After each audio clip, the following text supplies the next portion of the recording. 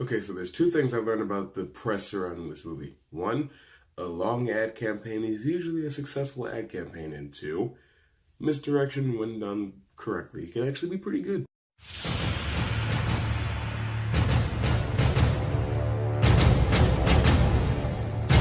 Overlord. So Overlord is essentially a Wolfenstein movie. There you go.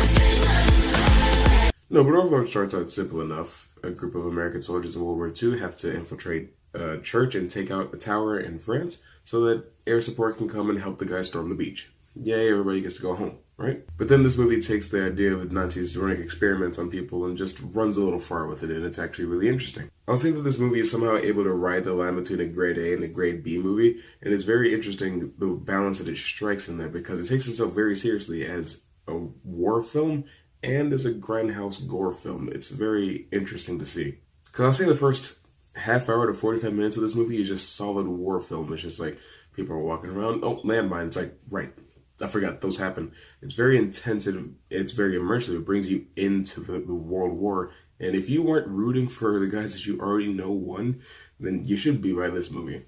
The Nazis are bad, okay? And then even once they start introducing experiments and test subjects and zombies and things like that, it all makes sense in universe. And when I say zombies, I mean like there's a handful of zombies. It's not like a wave defense type of thing like people have said it is. I'm sure you've heard people describe this movie as a Call of Duty Nazi zombies movie. Don't go into this movie expecting that, because if that's what you're setting yourself up for, then you're setting yourself up for disappointment. You're not going to get that kind of movie. This movie does aim to take itself seriously. It's got heart, it's got character, it's got charisma. It doesn't want to make itself silly or cartoonish with a situation like that. So it actually does take its time. It's very well paced, I think. And while there are character archetypes in the movie, because it's a World War II movie, none of the characters feel like a comic book version of what they're supposed to be until towards the end when it finally starts to be a shoot zombies type of situation. I'll also say that a movie like this probably wouldn't get pushed around for many Oscar nominations, but I think it deserves to be put in for best sound mixing. The sound in this movie does an excellent job of bringing you into the war situation.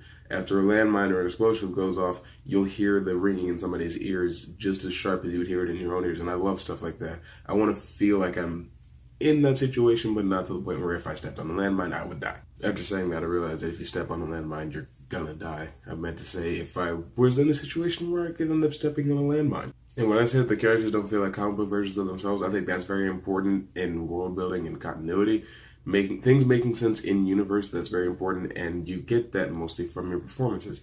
I love the guy that played Adam Ford, and I love the guy that played Boyce. Can't remember his first name, but Boyce and I think it was Ed Boyce, yeah.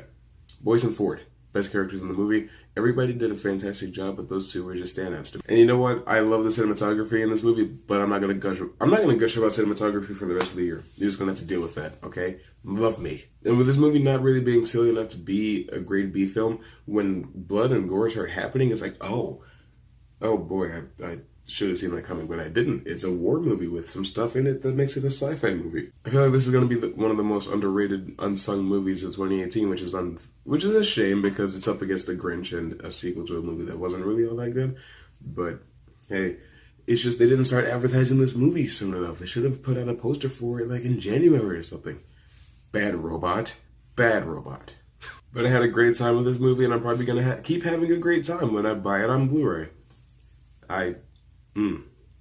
Would you believe I don't rehearse these? But Overlord, have you seen it? What did you think about it? Comment below and educate me. Or what's your favorite movie that took you by surprise? What's your favorite zombie movie? What's your favorite movie? Just tell me something like that. Post in the comments. I want to know. I want to tell me. All right. And if you like this video, share it out with your friends. Leave a like. And if you want more videos, then you know what to do. Wait, I can do that better.